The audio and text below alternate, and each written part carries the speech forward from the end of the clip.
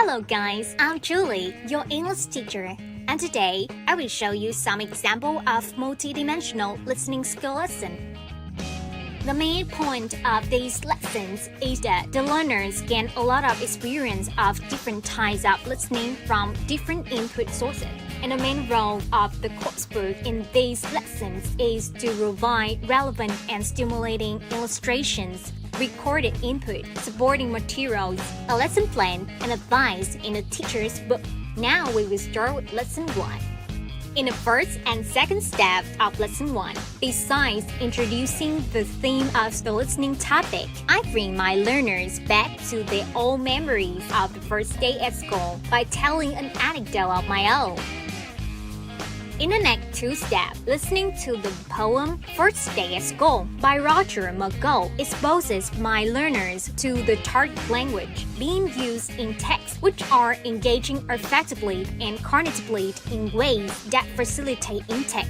Moreover, intake-rich activities like listening to poems and speakers will bring a lot of beneficial effect on development of listening confidence and skills. Now, focusing on step number 5, this step gives my learners an opportunity to participate in listening activities, engages themselves in real-life conversations, and facilitates interactive listening. As a result, my learners are able to cope with speaker variation such as speed and accent, recognize the speaker's intentions, and identify the speaker's mood. The next step will help my learners enhance their selective listening and note down some useful or interesting information from the record. I also give the learners a circumstance to facilitate experiential listening by encouraging sensory imaging, the use of inner speak, personal connections, and effective response. I might clarify what skill and strategies that learners should use to complete the task. In step 7, my student can associate the information they have heard with pictures given to create their own predictions. And then they can respond and reinforce what they have listened to in step number 8. In their step number 9 and 10, I encourage my learners to decide their locations and make their anecdote up in relation to the topic of the lesson, helping the student to facilitate the above intakes and repeat some of the utterances. In addition, these steps aim to have their students to confirm or compare the information they have heard with other learners.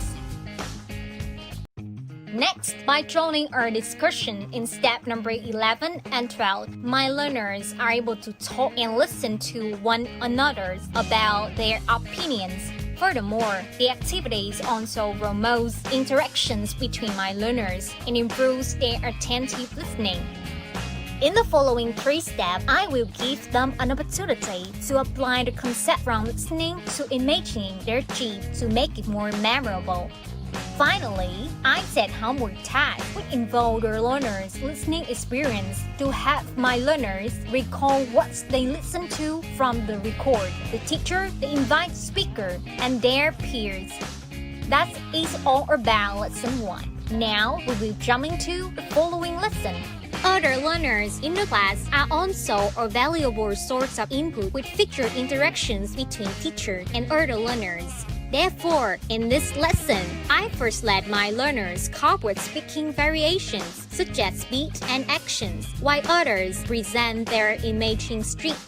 In step number 4 and 5, learners read both the record to reconfirm and find a division set, which is considered a more difficult task than the reverse one. In addition, learners may apply their strategies and skills I have touched. When it's come to step number 6 to 9, the utterances and phrase that learners learn in the revered lesson and expo at the beginning of today's one will be used in these steps. Learners are assigned to evaluate others. Therefore, they will use their attentive listening skill to produce thoughtful feedback.